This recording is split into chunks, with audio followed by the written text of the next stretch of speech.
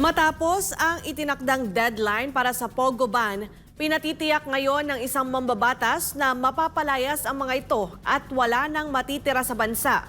Narito ang balita ni Troy Gomez.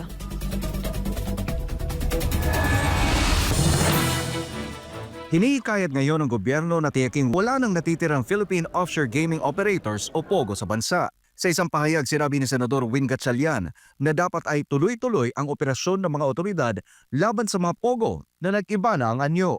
Matatandaan na December 31 ng nakarang taon ang deadline para ihinto ng mga POGO ang kanilang operasyon. Pero nagbabala si Gatchalian na nagpapanggap na sila ngayon bilang iba't ibang uri ng negosyo tulad ng Business Process Outsourcing o BPO, resorts at restaurants para mapagtakpan ang kanilang mga iligal na aktibidad.